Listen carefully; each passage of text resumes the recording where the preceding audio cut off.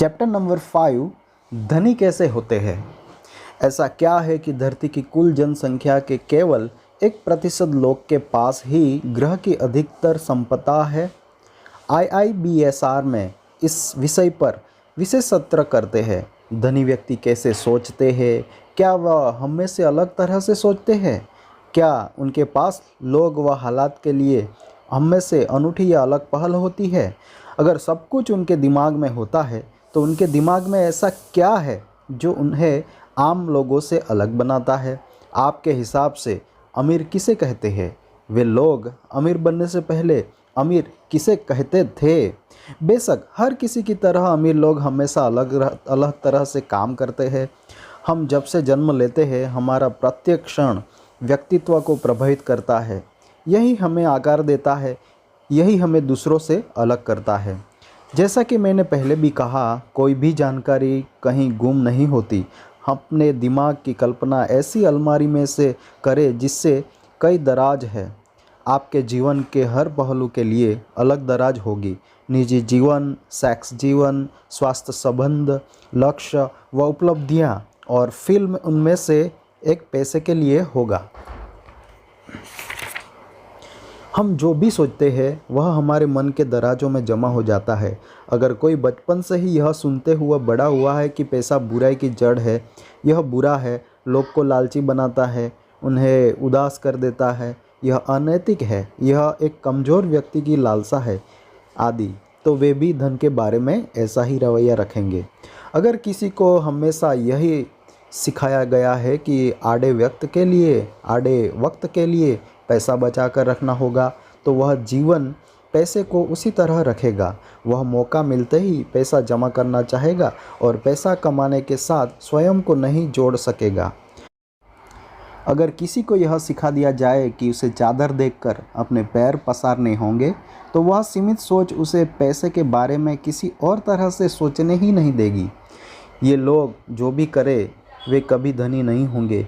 वे सदा उस अतिरिक्त धनराशि के लिए संघर्ष करते रहेंगे जो उन्हें आरामदेह बना सकती है, और वह उन्हें कभी नहीं मिलेगा। वे आजीवन अतिरिक्त 50,000 रुपये के लिए ही तरसते रह जाते हैं। अच्छा, पता है वे कितना भी कमा ले, उनके पास वे 50,000 कभी फालतू नहीं होते। वे बचाने के लिए कमाते हैं, 1 रुपया भी फालतू खर्च नहीं करते, और उस तरह प्रशिक्षित होते हैं कि भविष्य में अपनी आय अधिकतर कर सके। वे हमेशा डरे रहते हैं और मानसिक बाधा के चलते ही कोई भी अनुमानित संकट नहीं ले पाते। वे अपने उसी दराज की सोच को मानकर चलते हैं जो केवल सीमित सोच ही रखती है। वहीं दूसरी ओर जिन लोगों को धन कमाने के साथ उसका आदर करना और दोनों हाथों से उसका स्वागत करना सिखाया जाता है और अधिक पाने की आस रखना सिखाया जाता है, वे हमेशा अपने व दूसरों की भलाई के लिए उसे प्रयोग में लाते हैं और मानते हैं कि धन को कहीं तालों में बंद कर देने से वह फल फूल नहीं सकेगा। उसके पास कभी पैसे की कमी नहीं होती और न ही उन्हें उसके लिए जूझना पड़ता है। उनके पास आसानी से धन आता है। पर क्यों? धनी व्यक्ति सदा दूसरे से अलग तरह से सोचते हैं। शोध कहते हैं कि अधिकतर धनी व्यक्तियों की सोच एक सी होती है, उसकी सोच के ढांचे एक से होते हैं, और अलग लोग भी उनका अनुकरण करें तो वे भी धनी हो सकते हैं। आपकी सफलता के स्तर के लिए आपका चरित्र, विचार और विश्वास बहुत मायने रखते हैं। आपकी संपदा केवल उतनी बढ़ती है जितना आप फलते फूलते हैं। जब आप एक इंसान की तरह विकसित होते हैं तो आपकी ऊर्जा भी विकसित होती है। आपको अपनी सीमित सोच से उभरना चाहिए और आपको अपने व्यक्तित्व के कुछ पहलुओं का सामना करना चाहिए ताकि आप उनके साथ आसानी से निपट सके। पॉइंट 1, आप कौन है। पॉइंट 2, आप कैसे सोचते हैं। पॉइंट 3, आप कितने आत्मविश्वासी है। पॉइंट 4, दूसरों से आपके संबंध कैसे है। पॉइंट 5, क्या आप सचमुच वह सारा धन चाहते हैं। पॉइंट 6, क्या आप उसे संभाल सकते हैं। पॉइंट 7, आप लोगों व हालातों को कितनी खूबसूरती से संभाल सकते हैं। पॉइंट 8, आप अपनी शारीरिक और मानसिक सेहत को कैसे संभाल सकते हैं। पॉइंट 9, क्या आप सही मायने में धनी होने के हकदार हैं। अगर आप अपने बारे में स्पष्ट होना चाहते हो तो इन प्रश्नों के सही उत्तर देना आवश्यक है, तभी आप अपने दराज को बदल सकते। इस बॉक्स में आपको ऐसे विचारों को शामिल करना होगा जो आपके इस विचार प्रक्रिया से अलग कर सफलता की ओर धकेल सके। अब आपको एहसास होगा कि आपके लिए अकुत संपदा के दरवाजे खुले हैं और आप किसी खास काम में हाथ डाल सकेंगे। तो धनी होने से हमारा क्या तात्पर्य है? हो सकता है कि धनी होने के बारे में आपका और मेरा ब्रह्मांड का सोच का दायरा अलग अलग हो। अपनी बात को सुनिश्चित करें। आप कितना कमाना चाहते हैं? 10,000, लाख या करोड़? अपने दिल पर हाथ रख कर कहें, इस साल के अंत तक मैं 10 करोड़ रुपया कमाना चाहता हूँ और मैं ऐसा करने का संकल्प लेता हूँ। कैसे और क्यों? आपको इस बारे में चिंता करने की ज़रूरत नहीं है। अपने मन में कोई भी हिचक या संकोच रखे बिना अब बस अपने संकल्प पर डटे रहे।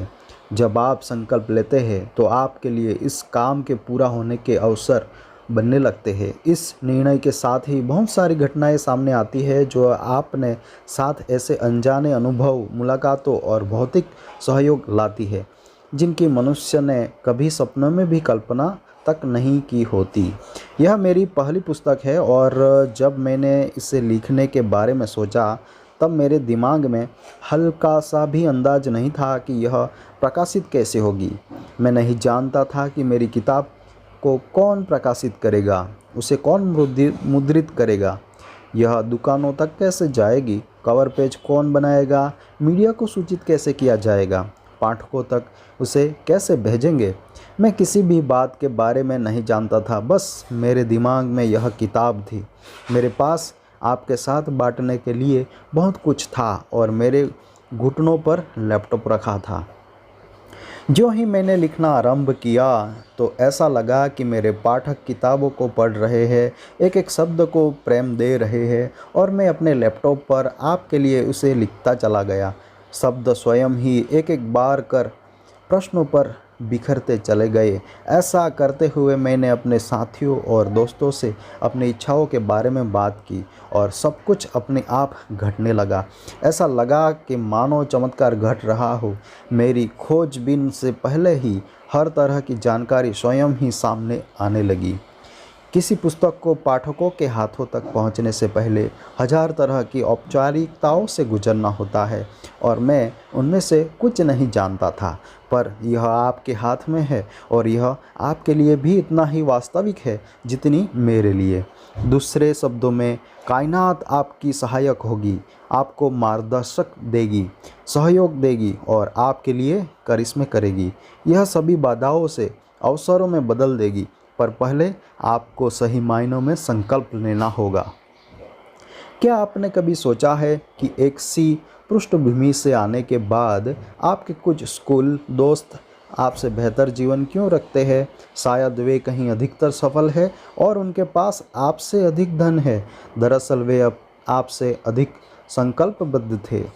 उन्होंने अपने विचारों को माना और कायनात की शक्ति पर भरोसा किया। वे आपसे कहीं ज़्यादा सिलसिलेवार चले। अगर आप धनी और सफल लोगों में से भेंट कर उनसे कुछ सवाल करें तो आप देखेंगे कि उनके पास सोच का एक सुनिश्चित ढांचा होता है। वे आपको बताएंगे कि वे अपने जीवन के मास्टर हैं। जब वे यह घोषणा करते हैं कि वे क्या बनना चाहते हैं और क्या बनेंगे तो वे पूरी तरह से आत्मविश्वास से भरपूर हो जाते हैं।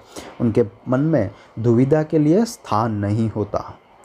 वह दूसरी ओर निर्धन कहेंगे कि जीवन में सब कुछ पहले से तय है।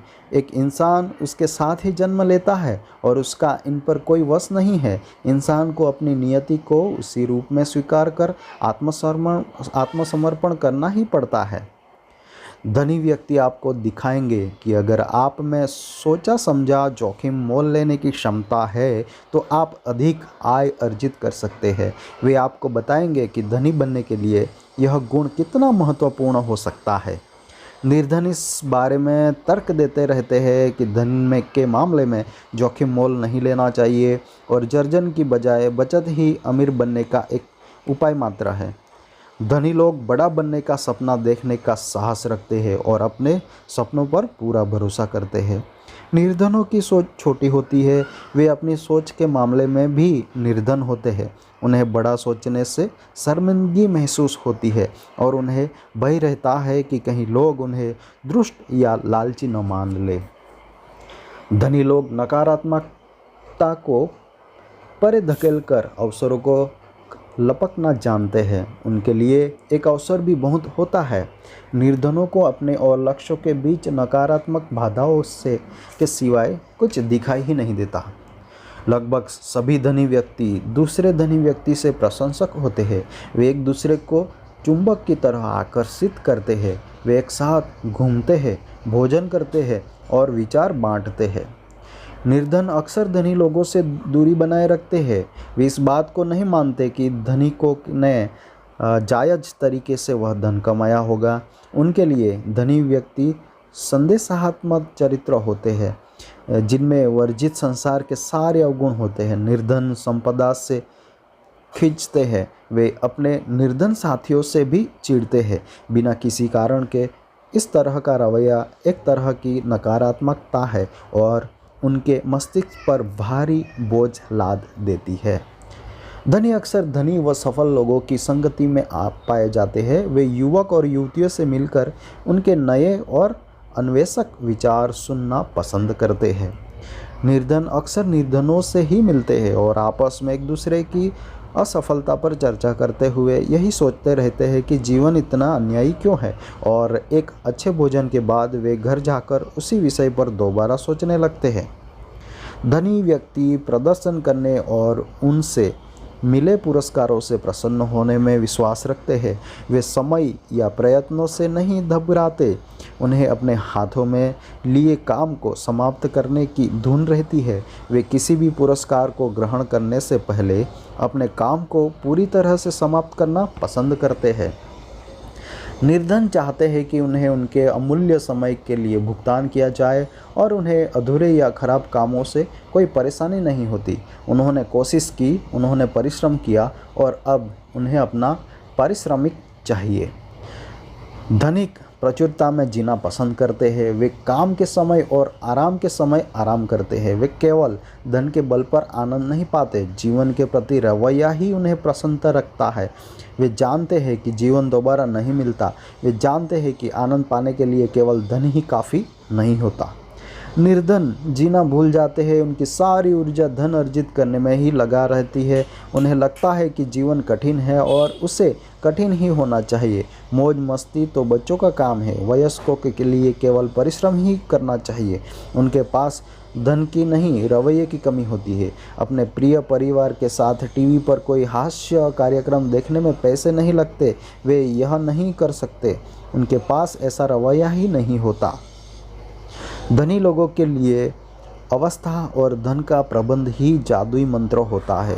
अगर वे पैसा कमाना चाहते हैं तो उन्हें उसे संभालना भी जानते हैं, बढ़ाना भी जानते हैं। निर्धन व्यक्ति के बुरे प्रबंधक होते हैं। उनके पास जो होता है वे उसका भी कुप्रबंध करते हैं। रोचक बात यह है कि फालतू चीज़ों पर पैसा लगाते हैं क्योंकि वे उसे सस्ती लगती है। वे उन ज़रूरी चीज़ों पर पैसा नहीं लगाते जो महंगी है, भले ही वे उसके लिए ज़रूरी क्यों न हो।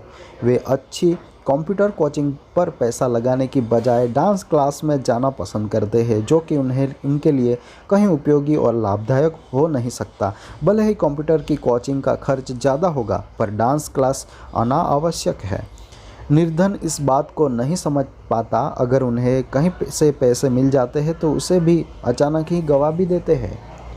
अगर आप किसी धनी से धन के बारे में कोई भी राज पूछें तो वह कहेंगे पैसा ही पैसे को खींचता है। अगर आप किसी निर्धन से उनका राज पूछें तो वे कहेंगे पैसे के लिए कड़ी मेहनत करो और एक एक पाई बचाओ। Fear factor. धनी अक्सर भय से डरे बिना कदम उठाते हैं। निर्धन अपने भय पर ज़रूरत से ज़्यादा बल देते हुए राह में भी थम जाते हैं। उनके पास सोचे समझे गए जोखिम नाम के कोई शब्द नहीं होते। एक दिन अमीर होने पर उसके बारे में सोचेंगे, पर आज तो वे ऐसा सोच भी नहीं सकते। उनके लिए वह दिन कभी आता ही नहीं। ज़्यादातर धनिकों के बदलाव पसंद आता है। वे नए विचारों को मान देते हैं वे नई पीढ़ी को सराहते हैं, उनकी कद्र करते हैं। वे नई खोजों और तकनीकों के लिए उत्साही होते हैं। वे ज़्यादा से ज़्यादा सीखना चाहते हैं। निर्धनों को किसी भी इन चीज़ से चिढ़ होती है और उनका मानना है कि नई पीढ़ी दुनिया को बिगाड़ कर रख देगी। वे कुछ भी नया सीखने से बचते हैं और उनका मानना है कि जो पुराना था बस वही अच्छा है। धनिक अपनी सफलता के लिए ठोस बुनियाद रखते हैं। वे स्वयं से प्रेम करते हैं। वे सजग भाव से आत्म प्रेम का अभ्यास करते हैं। यहाँ आत्म प्रेम से मेरा क्या तात्पर्य है? वे पूरी नींद लेते हैं, पौष्टिक भोजन करते हैं, योग करते हैं, जिम जाते हैं और खुद को निखार कर रखते हैं। जब वे रोज़ दर्पण के सामने खड़े होते हैं तो स्वयं को देख मुस्कुराते हैं। वे अपनी छवि के लिए आत्मविश्वास से भरपूर होते हैं। वे अपने व्यक्तित्व के हर पहलू के लिए सजग होते हैं, अपने वर्तमान से संतुष्ट होते हैं और भविष्य के लिए निश्चित होते हैं। ये लोग आरंभ से ही जानते हैं कि यदि उन्हें अच्छी चीज़ों को अपने ओर आकर्षित करना है तो उन्हें पहले अपने बारे में बेहतर महसूस करना होगा। उसके बाद उनके लिए जीवन में कुछ भी करना या पाना असंभव नहीं रह पाएगा। एक समय था जब मैं घंटों दर्पण के आगे खड़ा अपनी कमियों निकालता रहता था। मुझे अपनी सांवली रंगत, दुबले शरीर, निस्तेज आँखों और शरीर में लय के अभाव की कमी महसूस होती थी। मैं हमेशा शिकायत करता था। नतीजा ये हुआ कि मैं लोगों से दूर रहने लगा। मेरा आत्मविश्वास बहुत कमज़ोर हो गया। पता है फिर क्या हुआ? मेरी वही इच्छा कायनात के लिए आदेश बन गई। लोगों को मुझसे बात करने में दिलचस्पी नहीं रही थी। मुझसे ज़्यादा लोग मिलते नहीं थे। लड़कियों की मेरी संगति पसंद नहीं थी। मुझे अपने बेहतर, समझदार, आत्मविश्वास से भरपूर चुंबकीय व्यक्तित्व रखने वाले लोगों से जलन होती थी। मुझे ईर्ष्या होती थी कि कभी लोग उन पर इतना ध्यान क्यों देते हैं। तब मेरा जीवन ऐसा ही था। जब मैं पुणे के अद्भुत शहर में आया तो मैंने जाना कि कितना शक्तिशाली और अनूठा था। मैंने जाना कि मेरे पास कितना सुंदर जीवन था। अक्सर लोग ऐसे किस्मत वाले नहीं होते। हो सकता था कि मेरा जन्म किसी शारीरिक या मानसिक विकृति के साथ हुआ होता या मेरा जन्म किसी निर्धन परिवार की कुटियों में होता, पर ईश्वर ने मुझे बेहतर जीवन के लिए चुना। मेरे पास जो भी था मैं उसके लिए स्वयं को भाग्यवान समझने लगा। मैं खुद को सहराते हुए विशेष व्यक्ति मानने लगा। बेशक मेरे अध्यापकों और दोस्तों को भी उसका श्रेय जाता है। आज मैं अपने हर दिन को ऐसा जीता हूँ मानो मैं कोई राजा हूँ। लोग मुझे मेरे काम और काम के लिए प्रशंसा करते हैं। मेरी मौजूदगी से लोग प्रेरित होते हैं और लाखों लोगों को अपने सपने साकार करने में मदद मिलती है। मैं आपको यह सब इसलिए बता रहा हूँ कि जब तक मैंने अपने कद्र नहीं की थी तब तक कोई भी मेरा कद्र नहीं करता था। सबसे पहले आपको ही कुछ करना होगा, तभी सारी दुनिया आपके पीछे चलेगी। उसके विपरीत की अपेक्षा न रखें। आत्म प्रेम भले ही सुनने में दम्भी और घमंडी सी बात जान पड़े, पर ऐसा नहीं है। यह पूरी तरह से तार्किक और उपयोगी है, पर आपका रवैया सही होना चाहिए ताकि यह घमंड जैसा न दिखे। यह हमेशा खुश रहने का अचूक उपाय है। जब कोई प्रसन्न होता है तो वह सकारात्मक ऊर्जा के दायरे में आ जाता है। अपने जीवन में मनचाहा पाने के लिए आपको भी उसी जादुई ऊर्जा क्षेत्र में जाना है। सफल लोगों में एक और गुण यह भी पाया जाता है कि वे संप्रेषण की कला में माहिर होते हैं। वे अपने साथ बात करते हुए भी संप्रेषण की कला में सारे नियमों का पालन करते हैं। हमारी अपने साथ संवाद करने की योग्यता से ही हमारे जीवन की योग्यता का पता चलता है। क्यों? जैसा कि इस किताब में पहले भी कहा गया है, हमारे मन कभी खाली नहीं रहते। हम लगातार कुछ न कुछ सोचते रहते हैं। मन में प्रतिदिन 60,000 से अधिक विचार घूमते रहते हैं। हमारे विचार ही हमारे साथ संप्रेषण के वाहक बनते हैं। हमें अपनी सोच को एक वांछित दिशा देनी चाहिए ताकि वे वांछित निर्देश दे सके। सिग्नल और नतीजों से मेरा अभिप्राय केवल उपलब्धियां, प्रशंसा या कुछ पाने से नहीं है। अपने साथ संप्रेषण की योग्यता हमारी प्रसन्नता को सुनिश्चित करता है, जीवन की छोटी बातों का आनंद लेने की योग्यता को सुनिश्चित करती है और हर छोटे बड़े क्षणों को अद्भुत व शानदार बना देती है। किसी छोटे बच्चे को अपने आप खेलते देखें और आप समझ जाएंगे कि अज्ञानता व आनंद का मूल्य और संप्रेषण की योग्यता का क्या महत्व होता है। जब मैं 1999 में पहली बार कंप्यूटर कक्षा में अपना नाम लिखवाया तो मुझे कहा गया था कि कंप्यूटर इस बुनियादी नियमों के अनुसार चलता है, इनपुट प्रोसेस आउटपुट। मुझे बताया गया कि आप इनपुट की तरह जो भी डालेंगे वह प्रोसेस होकर आउटपुट बनकर आएगा। उसके बाद जब मैं आकर्षण के नियम और मन की शक्ति के बारे में जाना और पढ़ा तो एहसास हुआ कि हमारे जीवन का बुनियादी तंत्र भी यही है। केवल सही इनपुट होने से ही सही आउटपुट आ सकता है। जब भी किसी से मिलता हूँ तो उनसे पूछता हूँ कि आप कैसे हैं। सबका जवाब यही होता कि ठीक है। जब आपको कोई यह सवाल पूछता है तो आपको जवाब क्या होता है? क्या आपने कभी इस बारे में गौर किया है? आपने सोचा कि आप अपने मन को क्या इनपुट दे रहे हैं, उसकी आउटपुट क्या होगी? मैं जानता हूँ कि आप इस पुस्तक को पढ़ रहे हैं क्योंकि आप बेहतर बनना चाहते हैं, कुछ मनचाहा पाना चाहते हैं, आप असाधारण बनना चाहते हैं और सबसे हटकर कुछ करना चाहते हैं। आप अपने जीवन के डायरेक्टर स्वयं बनना चाहते हैं। पर मेरा सवाल आपसे यह है, आप साधारण इनपुट के साथ असाधारण मूवी कैसे बना सकते हैं? क्या आपको पता है कि आप साधारण शब्दों के प्रयोग से अपना कितना नुकसान कर रहे हैं? मैं एक असफल इंसान हूँ। मैं जीवन को कभी कुछ हासिल नहीं कर सकता। मैं हमेशा असफल रहूँगा। मैं तो बिल्कुल नाकारा हूँ। आप लगातार स्वयं को ऐसी नकारात्मक इनपुट देते रहते हैं। इन शब्दों से कैसे भाव जागते हैं? आप कैसी छवियों का चित्रण करते हैं? मुझे यकीन है कि आपसे आपकी कोई भलाई नहीं छिपी। ऐसा कुछ तैयार नहीं होगा जिससे आप देखना चाहें। मैं एक असाधारण व्यक्ति हूँ जिसके पास अपने मन को जीतने की शक्ति है। मेरा जीवन जीतने के लिए ही हुआ था। मैं पूरे दिल से अपने पर विश्वास रखता हूँ। मैं स्वयं अपने जीवन का उत्तरदायित्व लेता हूँ। मैं लाखों लोगों के लिए प्रेरणा का स्रोत हूँ। वे मुझसे अपने जीवन में प्रेरणा चाहते हैं। मैं एक नेता और सर्जक हूँ। मुझे कोई नहीं रोक सकता। मैं एक चमकता सितारा हूँ। मैं इस ग्रह का सबसे प्रसन्न व्यक्ति हूँ। मैं सबसे महान हूँ। इन वाक्यों को पढ़ने के बाद आपको कैसा लगा?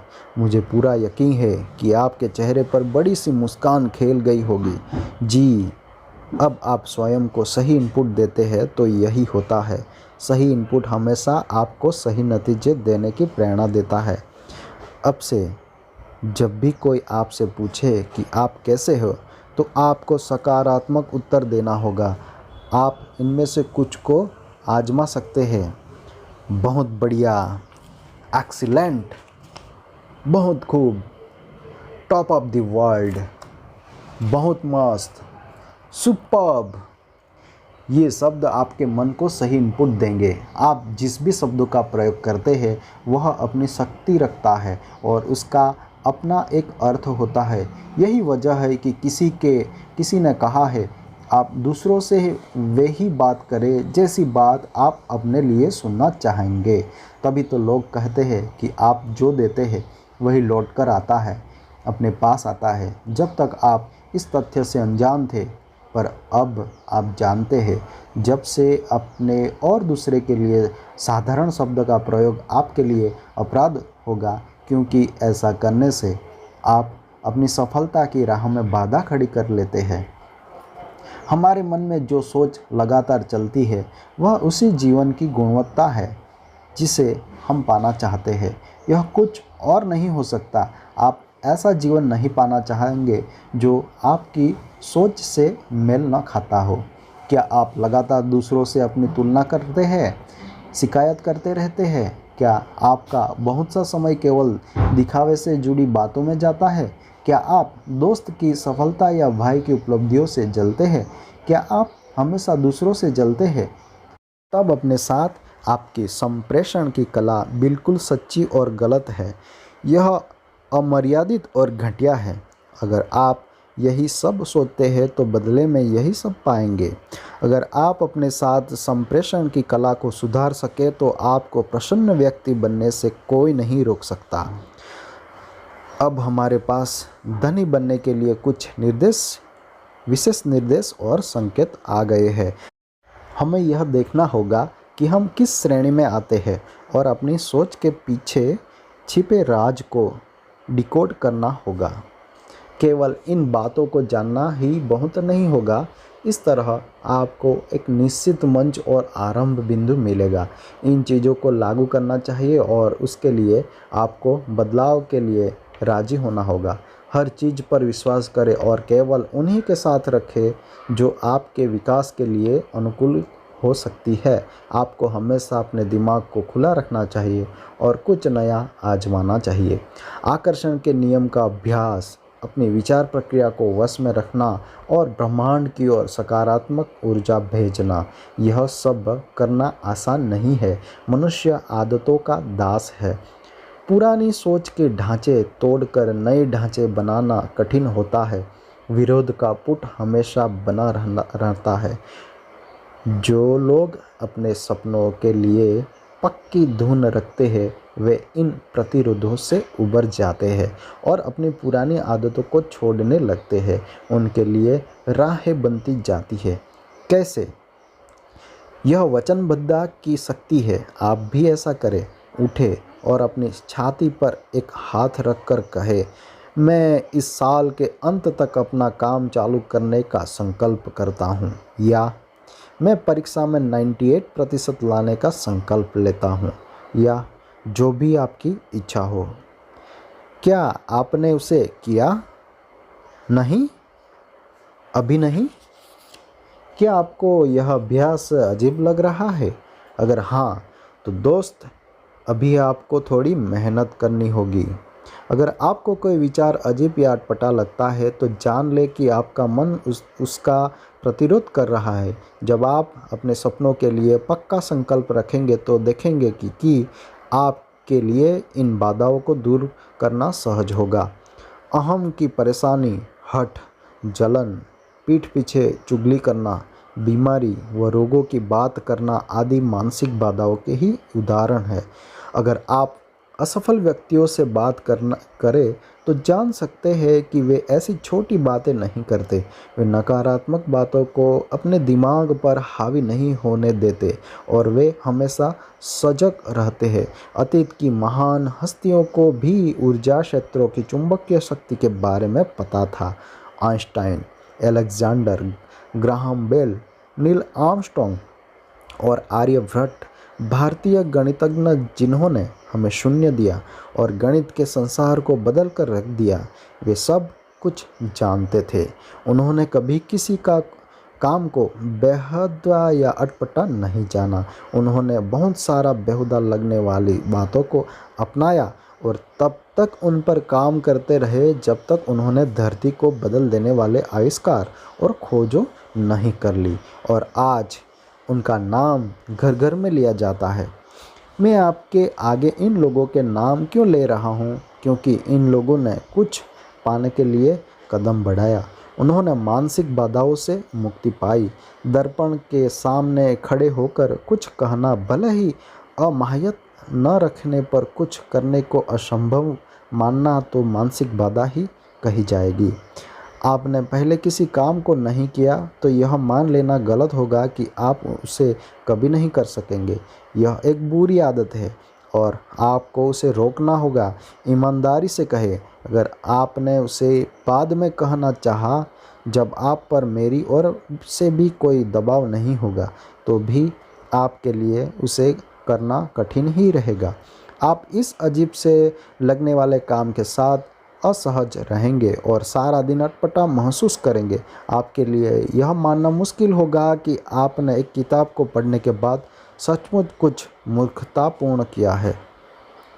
यह असहजता है, कुछ करने या न करने की आदत का एक हिस्सा है।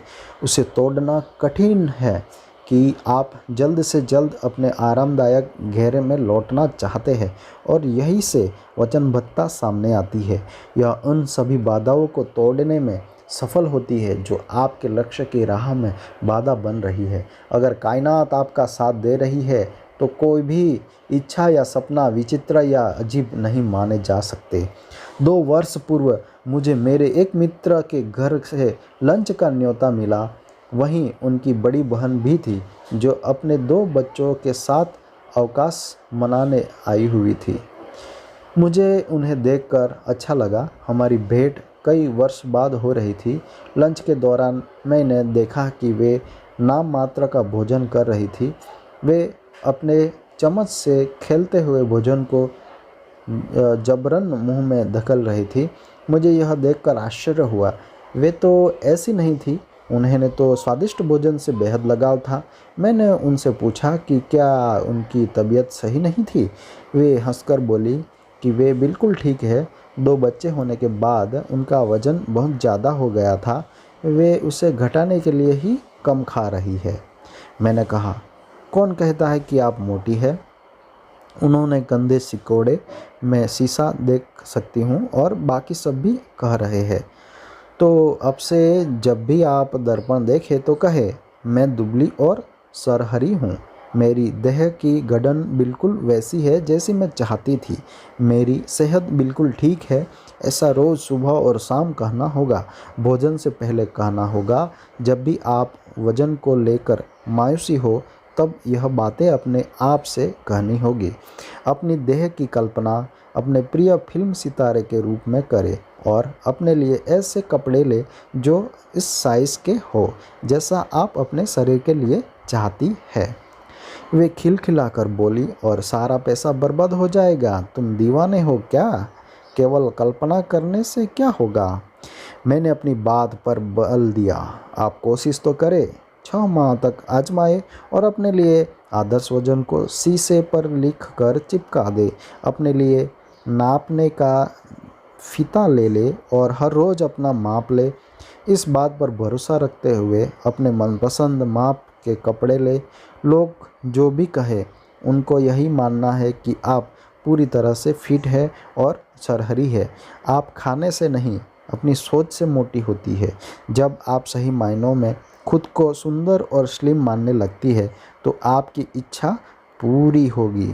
वे बेमन से ऐसा करने के लिए मान गई। 2 महीने के बाद मेरी और उनकी दोबारा भेंट हुई और वे अपने नतीजों से बहुत खुश थी। उन्होंने कहा कि वे जीवन में पहली बार अपनी देह को लेकर खुश थी। वे इन कपड़ों को पहन रही थी जिन्हें चाहकर भी कभी पहन नहीं सकी। उन्होंने कहा कि वे यकीन नहीं कर सकती कि केवल सोच से ही इंसान क्या कुछ कर सकता है। कुछ लोगों का थायराइड स्लो होता है। कुछ से कहा जाता है कि उन्हें मेटाबॉलिज्म की दर धीमी है। यह एक आनुवंशिक तथ्य है। अक्सर गर्भावस्था और शिशु के जन्म के दौरान महिलाओं का वजन बढ़ जाता है। ये लोग उसे ही मोटापा मान लेते हैं। जब वे ऐसा मान लेते हैं तो अकारण ही उनका वजन बढ़ने लगता है। उन्हें लगता है कि ये सब सहज और वे कुछ नहीं कर सकते। फिर वे मोटे हो जाते हैं और आस घटने लगती है। और ऐसी महिलाएं आकर्षक के नियम को लागू करें, खुद को पतला होने से पहले ही पतला मानने लगे तो उनका वजन अपने आप घटने लगेगा। मोटापे की सोच के साथ वजन घटना असंभव है। यह आकर्षण के नियम के खिलाफ है। आपको अपने और अपनी देह, अपने बालों, अपनी त्वचा, अपने कपड़ों और छवि के बारे में बेहतर और खूबसूरत महसूस करना होगा। जब भी आप दर्पण देखें, आपको उसमें एक सुंदर व्यक्ति की छवि दिखनी चाहिए। जब मैं 8वीं में था तो प्राइवेट कोचिंग के लिए मैथ्स टीचर के पास जाता था। वे हमें बेंच में पढ़ाते थे और हमारे बेंच में 6 लड़के और लड़कियां थे। उनमें से एक लड़की अचानक कुछ दिन पहले एक रेस्टोरेंट में देखी। वह कोई खास नहीं थी या उसमें ऐसा कुछ नहीं था कि वह हमें याद रहती। बस इतना याद है कि वह अपने स्वभाव की वजह से हमारे ग्रुप में फिट नहीं थी। वह चिड़चिड़ी थी और उसकी यही बात उसे हमें से दूर रखती थी। वह ज़रूरत न होने पर भी आक्रामक रवैया बनाए रखती थी। वह अनाकर्षक भी नहीं थी, पर हमें से कुछ ऐसा था जो हमें उससे परे रखता। मैं जानता हूँ कि किसी के बारे में इस तरह बात करना सही नहीं होगा, पर उसकी भी एक वजह है और मैं उसे आपके साथ बांटना चाहता हूँ। खास तौर पर अपनी पाठिकाओं को बताना चाहता हूँ। इस दिन रेस्तरां में उसने मिलते ही कहा, हाय, मैं सुनकर हैरान हो गया। मैं सोचने लगा कि क्या यह वह लड़की है। वह बहुत प्यारी लग रही थी। मैं खुद को उसकी तारीफ़ करने से रोक नहीं सका, पर उसकी मेरे लिए वह प्रतिक्रिया हैरानी में डाल रही थी। वह बोली, जी जनाब, मुझे पता है कि मैं सुंदर हूँ और आपका बहुत बहुत धन्यवाद। उसका ये अंदाज तो कुछ अलग ही दिखा। उसकी मुस्कान प्यारी लग रही थी, चेहरा जगमग कर रहा था और आंखों से ज़िंदगी झलक रही थी। मुझे उसे कहना ही पड़ा कि क्या मैं कुछ देर बैठकर बात करें। ऐसा नहीं कि मैं पुरानी जान पहचान के कारण ऐसा कर रहा था। उसमें आने वाले बदलाव बहुत बड़ा था और उसके पीछे कोई न कोई तो कारण अवश्य था। उसने कहा, मैं जब बेंगलोर में रहती हूँ, करीबन 4 साल पहले मैंने बेंगलोर में आपके एक सत्र में हिस्सा लिया था। तुमने हिस्सा लिया था? मैं पूरी तरह से अचंभे में था। तुम सत्र के बाद मिलने क्यों नहीं आई? मैंने तो आपको बहुत सारे ईमेल भेजे थे, उसने मुस्कुरा कर कहा। पर मैं तो सारे ईमेल का जवाब देता हूँ। आपने जवाब तो दिया, पर मुझे नहीं पहचाना। पर बात यह नहीं है। बात यह है कि इस सत्र का हिस्सा बनने के बाद मेरा जीवन हमेशा के लिए बदल गया और मैं आपको इन ईमेल में यही बताना चाहती थी, इसने खिलखिला कर कहा। मैं उसके बारे में और अधिक जानना चाहता था, इसलिए पूछा कि क्या वह मुझे अपने बारे में बताना चाहेगी। वह मान गई। यह रही उसकी कहानी। जब उसका जन्म हुआ तो वह बहुत सुंदर नहीं थी। वह कम वजन वाली, दुबली और सांवले रंग का शिशु थी जिसके सिर पर घुघराले बाल थे। पहले 2 साल तक वह बहुत बीमार रही और उससे मुश्किल से जीवित रखा गया। जब वह बड़ी हुई तो उसे उसकी बदसूरती के लिए चिढ़ाया जाने लगा। कुछ लोग मजाक में ऐसा करते थे तो अनजाने लोग जानकर उसे चिढ़ाते थे। वह अभी बहुत छोटी थी, इसलिए उसे समझा नहीं जाता था कि कोई उसके प्रति दयालु था, उससे नीचता भरा बर्ताव कर रहा था। स्कूलों में भी उसे हमेशा आखिरी पंक्ति में खड़ा किया जाता। बास्केटबॉल टीम में एक्स्ट्रा बनाया जाता, जबकि यह अच्छा खेलती थी। घर में उसे सुंदर कपड़े नहीं ले जाते थे और माँ उसे मेकअप नहीं लगाने देती थी, क्योंकि ऐसा करने से भी उसकी बदसूरती छिपती नहीं थी। जब भी वह भाई बहनों के साथ बाहर जाने के लिए तैयार होती तो वे समय नहीं देते थे और कहते थे, तुम तो कुछ भी पहन लो, कोई फ़र्क नहीं पड़ता। इन सब बातों का उसके लेकर दिल में बहुत गहरा असर पड़ा। जब भी वह शीशे में देखती तो उसे अपनी परछाई झांकती दिखती। उसके कपड़े गंदे रहते और उस पर कोई रंग नहीं भभता। अगर कोई उससे अच्छी तरह पेश आता तो उसे लगता कि वह अपना कोई काम निकालने वाला चाहता है। जब कोई अशिष्टता दिखाता तो वह उसके साथ बड़ी असभ्यता से पेश आती। उससे आत्मविश्वास का अभाव था। स्कूल में उसे देर से आने का कम अंक आने पर फटकार मिलती तो उसे लगता कि उसकी बदसूरती के कारण ही वे उसके साथ निर्दयी बर्ताव करते थे। उसने कभी किसी के साथ अच्छा बर्ताव नहीं किया। ऐसा करने से कोई फ़ायदा नहीं था। कोई उससे प्यार से पेश नहीं आता था। वह समाज में पूरी तरह से सिमटी थी। जीवन बहुत कठोर था। पर वह उसके लिए कुछ नहीं कर सकती थी। वह जीवन से लड़ने लगी और उस तरह वह खुद को हमेशा जंग के मैदान में पाती। उसने बताया कि सत्र में हिस्सा लेने के बाद उससे मेरी बहुत सी बातों में सच्चाई दिखी। वह मेरी वर्कशॉप के बहुत सारे उदाहरणों से अपने जीवन को जोड़कर देख पा रही थी। उसने मेरी बात को याद करना चाहा। आप जो भी कह रहे थे उसे पुस्तक के रूप में क्यों नहीं लिखते? तब मुझे अपने दिमाग पर जोर नहीं डालना होगा। मैं उसे खोलकर उसमें से मनचाहा अंश कभी भी पढ़ सकूंगी। उस सत्र के बाद मुझे एहसास हुआ कि उसने खुद की अपने जीवन में आने वाली सारी इच्छित बातों के लिए दरवाजे बंद कर लिए थे। जब वह खुद से इतनी नफरत करती थी तो कोई दूसरा उससे प्यार कैसे कर सकता था? उसमें से कुछ भी सकारात्मक नहीं था। उसका मानना था कि उसे अब सब कुछ पाने के लिए संघर्ष करना होगा। उसके लिए इस दुनिया में कुछ भी आसान नहीं था। मेरे सत्र में उसे एहसास हुआ कि उसका जीवन उसकी अपनी सोच और इच्छा के कारण ही कठिन हो गया था। उसने आकर्षण के नियम की पुस्तिका के एक एक नियम का उल्लंघन किया और फिर अपेक्षा रखी कि संसार की सुंदर चीज़ें उसके पास होगी। जब इच्छा पूरी नहीं हुई तो उसने अपने बदसूरती के लिए नियति को दोषी ठहराया। जब वह खुद को भीतर से बदसूरत मानती थी तो दूसरे कैसे दिख सकते थे?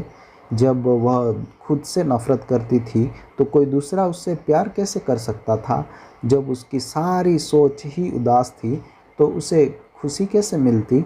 जब वह अपने आसपास बुराई देख रही थी तो उसे अच्छाई कहाँ से मिलती?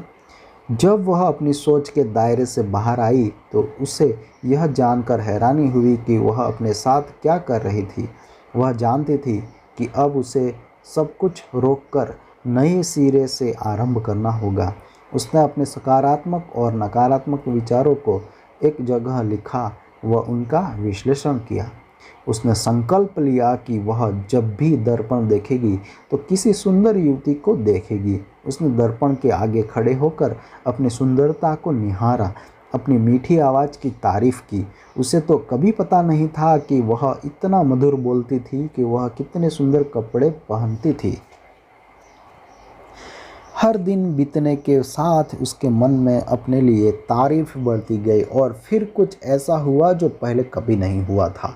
उसे अपने जीवन का पहला कॉम्प्लीमेंट मिला। उसके सहकर्मी ने कहा कि वह इस दिन बहुत प्यारी लग रही थी।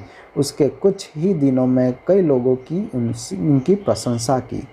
संसार पहले से ही कहीं बेहतर लगने लगा और हालात सुधरने लगे। उसे किसी दोस्त के घर पार्टी का न्योता भी मिला। ऐसा तो पहले कभी नहीं हुआ था। उसे ऑफिस के वार्षिक कार्यक्रम की मेजबान बनाया गया। वह जीवन की इन गतिविधियों से रोमांचित हो गई। अचानक उसका जीवन प्रसन्नता से घिर गया। फिर एक दिन वह घटा जो कभी सोचा भी नहीं था। उसके सपनों के राजकुमार ने उसके आगे शादी का प्रस्ताव रखा। वह उसके आसपास के सभी लड़कों में से सबसे योग्य और खूबसूरत पात्रों में से था। वह हमेशा उसे मन ही मन चाहती आई थी पर कभी कुछ कह नहीं सकी। जब उसे अपनी सुंदरता का एहसास हुआ तो उसने उस इच्छा को कायनात के आगे रखा और उसे जवाब मिला, ऐसा ही होगा। आपके वजन, आपकी रंगत, आपकी देह, आपकी खूबसूरती यह आपके जीवन साथी की ही बात नहीं है। क्या आप जानते हैं कि डॉक्टरों ने भी ऐसे कई उपाय खोज निकाले हैं जिसके बल पर मन की शक्ति को जागृत किया जा सकता है। आपको यह जानकर आश्चर्य होगा कि उसमें कौन सा विज्ञान छिपा है। आइए जानें। एक शरीर की निर्माण इकाई कोशिका कहलाती है। ये कोशिकाएं प्रतिशत बदल जाती है। पुरानी कोशिकाओं का स्थान नई कोशिकाओं को लेना होता है। हम पुरानी कोशिकाओं के स्थान पर नई और ताज़ी कोशिकाएं पाते हैं। अंग भी अपने आप को नए सिरे से बनाते रहते हैं और इस तरह हर कुछ सप्ताह में हमारा शरीर नए सिरे से जीवित हो उठता है। इस तरह चिकित्सक दृष्टि से अगर हमारे शरीर में कोई रोग होता है तो हम उसे समय समय के अनुसार अपने से दूर कर सकते हैं। ऐसा क्यों होता है? कि एक व्यक्ति आजीवन किसी रोग में पड़ा रहता है और दूसरे व्यक्ति को इस रोग से मुक्ति मिल जाती है। युवराज सिंह के कैंसर से मुक्त होकर नए जोश और जुनून के साथ मैदान में उतर जाते हैं और अगर आप उसे देखें तो यही कहेंगे कि वह किसी बुखार के बाद या मेडिटेरेनियन में लंबे अवकाश के बाद लौटा है। वह कोई ऐसा व्यक्ति नहीं दिखता जो कैंसर के रोग से मुक्त हुआ हो। हमने कई तरह के रोगी देखे हैं और हम जानते हैं कि वे कैसे दिखाई देते हैं। मेडिकल करिश्मे क्या है, ये कैसे घटते हैं और वे हर किसी के साथ क्यों नहीं घटते? क्या भगवान सबको एक सा प्रेम नहीं करते? क्या भगवान को लिसारे या युवराज सिंह से ज़्यादा प्यार है? लिसारे स्तन कैंसर के बावजूद भली चंगी हुई। दरअसल कोई ना कोई कड़ी जरूर छूट गई हो। कई रोगी यह मानते हैं और मानना चाहते हैं कि वे मर रहे हैं, हालांकि सादा बुखार भी उनके हौसले पस्त कर देता है। वे अपनी बीमारी को बढ़ा सकते हैं, थोड़ी ज़्यादा देर तक खांस सकते हैं, लंबी आहें भर सकते हैं और यह देख सकते हैं कि उन्हें कौन दिलासा देने आ रहा है। तबीयत खराब होने पर कोई लाड दिखाए तो अच्छा लगता है, पर याद रखें कि आप कायनात से अपने लिए यही मांग रहे हैं। आकर्षण के नियम के अनुसार आप जिस भी चीज़ पर केंद्रित होते हैं उसका ही विस्तार होता है। आप अपने रोग पर ध्यान देते हैं तो वही पनपता है। उस तरह आप और आलस्य को अपनी ओर आकर्षित कर रहे हैं। सादे बुखार की बात अलग है, पर मैं ठीक नहीं सिंड्रोम आपके लिए ऐसे रोगों का उपहार भी ला सकता है जिनके बारे में आपने सोचा भी न हो। युवराज और लिसा इसलिए ठीक हुए क्योंकि उन्हें पूरा भरोसा था कि वे लंबे चंगे होंगे। उन्होंने इस सोच में समय नहीं लगाया कि वे गंभीर तौर पर कितने बीमार थे। युवराज जल्दी अपने प्रशंसकों के बीच मैदान में उतरे और लिसा फिर से अपने रैप पर जलवे बिखरने लगी। उन्होंने वह सब किया जो करना चाहिए था, अपना इलाज करवाया और अपनी बीमारियों को मुंह तोड़ जवाब दिया। कायनात की ओर से जवाब आया, जो चाहोगे सो पाओगे। क्या कभी आपने ध्यान दिया है कि अपनी खराब सेहत का रोना रोने वाले हमेशा बीमार रहते हैं? वे किसी न किसी बात पर भुनभुनाते रहते हैं। वही दूसरी ओर कुछ लोग ऐसे भी होते हैं जो कभी बीमार नहीं होते। मिसाल के लिए गरीब लोग बीमारी का नाम तक नहीं लेते। उनके लिए बीमारी और डॉक्टर का मतलब है खर्चा, जो वे करना नहीं चाहते। वे स्वयं को यकीनन दिलाते रहते हैं कि उन्हें कुछ नहीं हुआ। वे अक्सर अपने आप को सही सिद्ध करते हैं। गरीब लोग हर साल बड़े बड़े मेडिकल बिल भरे बिना भी लंबी आयु पाते हैं। वे जीवन की कठोरताओं को सहन करते हुए मेहनत से आजीविका कमाते हैं। वे ऐसा कैसे करते हैं? वे आकर्षण के नियम को इस बात का यकीन दिलाते हैं कि उनकी सेहत ठीक रहनी चाहिए ताकि वे अपने और अपने परिवार का पेट भरने के लिए स्वस्थ रह सकें। वे अक्सर रोग को अनदेखा करते हैं। जब वे किसी चीज़ को मानते ही नहीं तो उसे अपनी ओर आकर्षित कैसे कर सकते हैं? आकर्षण का नियम कहता है कि आप जो चाहते हैं वही पाते हैं, आप वही नहीं पाते जो आप नहीं चाहते। डॉक्टर अपने पास दवाइयों का ऐसा स्टॉक रखता है जिसे वे प्लेसबो कहते हैं। ये कुछ और नहीं, मीठी गोलियां हैं जिनसे कोई नुकसान नहीं होता। ये इन लोगों के लिए है जिन्हें लगता है कि उन्हें कोई परेशानी ही है या दवा के बिना उनका इलाज नहीं हो सकता। अक्सर फैमिली डॉक्टर यही फॉर्मूला अपनाते हैं। ज़्यादातर सिर दर्द, पीठ दर्द और बुखारों का इलाज इसी तरह हो जाता है। वे असली रोग नहीं होते। जब डॉक्टर को इस बात का एहसास होता है कि वे प्लेसिबो दवाई दे देते हैं और काल्पनिक रोग दूर हो जाते हैं। ऐसे रोगियों को लगता है कि उन्हें दवा से आराम आ जाता है और उन्हें सही मायने में आराम आ जाता है। बहुत व्यस्त लोग कम बीमार होते हैं। आप उन्हें सिर या पेट दर्द या बुखार की शिकायत करते नहीं सुनेंगे। उनके पास उनके लिए समय नहीं होता। आकर्षण का नियम उसे सराहता है और कहता है, ठीक है, तुम अपनी नियति स्वयं रचो। क्या आपको पता है कि जिन लोगों की नज़र कमज़ोर होती है उनसे कहा जा रहा है कि वे अपनी आँखों को ठीक होने के लिए प्रोत्साहित करें। उन्हें बिना किसी शिकायत के देखने को कहा जाता है। आपको यह मानना होगा कि आपकी नज़र कमज़ोर नहीं है। अगर ग्लूकोमा, मोतियाबिंद या संक्रमण जैसी कोई परेशानी न हो तो केवल मन की शक्ति का सजगता से ही नज़र की कमजोरी को दूर किया जा सकता है। मन की शक्ति के नतीजों को देखने के बाद डॉक्टरों ने कहा है, यदि वे अपने नुस्खे में प्रार्थना को शामिल कर सकते तो अवश्य करते। दवा तभी असर करती है जब रोगी उससे सुधारना चाहता है। यही वजह है कि अलग अलग लोगों पर दवाइयों का अलग अलग असर होता है। डॉक्टर अक्सर इन रोगियों को मूर्ख बनाने के लिए प्लेसिबो दवाइयों का इस्तेमाल करते हैं, जो आपने अपने मन की शक्ति को नहीं जानते। हालांकि लोग सच में बीमार होते हैं, वे स्वयं को मन की शक्ति के बल पर प्राणघातक रोगों से भी मुक्त कर लेते हैं। चिकित्सक चमत्कारों के बहुत से हिस्से मिलते हैं जो मन की शक्ति की पुष्टि करेंगे। अगर आपने मृत्यु को निकट से जानने वाले के अनुभव सुने हो तो आप जान सकते हैं कि एक सुरंग उन्हें मौत के निकट ले आती है। वे कहते हैं कि ऐसा लगता है मानो हम अंधेरे और रोशनी के बीच किसी लंबी सुरंग में नीचे गिर जा रहे हैं। उससे हमें जानकारी मिल सकती है कि हमारी अंतिम यात्रा कैसी होगी। अब तक हमने अपने मन की शक्ति को विकसित कर लिया है।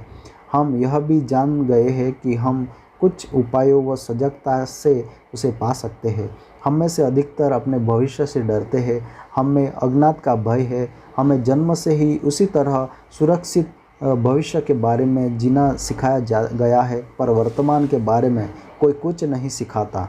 हमारे पास यह है, कहा गया है, बीता हुआ कल एक इतिहास है, जाने वाले कल एक राज है, वर्तमान एक उपहार है, तभी तो उसे प्रेजेंट करते हैं।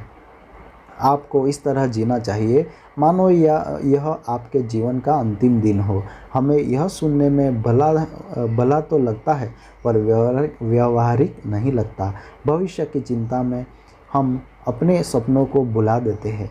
हम काम करते हैं, कमाते हैं, आरामदायक जीवन जीते हैं, पर हम में से अधिकतर अप्रसन्न रहते हैं। मैं अपनी वर्कशॉप इग्नाइट द स्पार्क के माध्यम से लोगों को इस बात के लिए सजग करने की कोशिश करता हूं, जो उन्हें प्रसन्न कर सकती है, उन्हें प्रसन्नता के लिए असली स्रोत तक जाने में सहायक हो सकती है। अधिकतर लोग प्रसन्नता को गलत स्थान पर खोजते हैं। हम किसी दूसरे के सपने को अपने हाथों में लेकर उसे अपना बनाना चाहते हैं। हमें लगता है कि सभी डॉक्टर या इंजीनियर बन रहे हैं, हमें भी ऐसा ही करना चाहिए। मन की शक्ति आपको सिखाती है कि अपने सपने हकीकत होते हैं, और अगर आप आकर्षण के नियम का पालन करेंगे तो इन सपनों को साकार किया जा सकता है।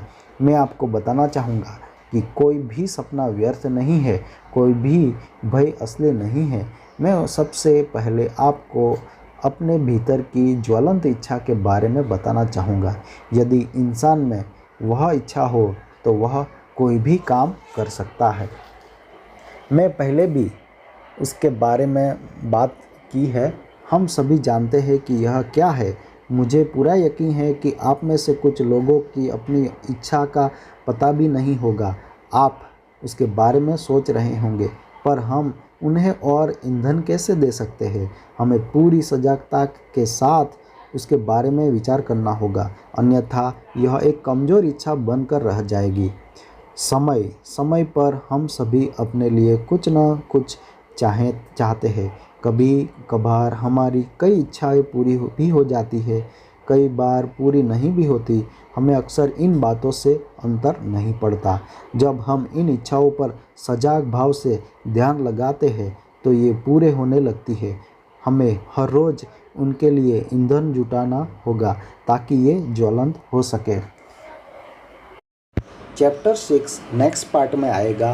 तब तक के लिए आप हमारी चैनल ऑसम ऑडियो बुक को सब्सक्राइब करें, और आपकी अगर कोई भी क्वेरी हो तो हमें कमेंट बॉक्स में ज़रूर कमेंट करें।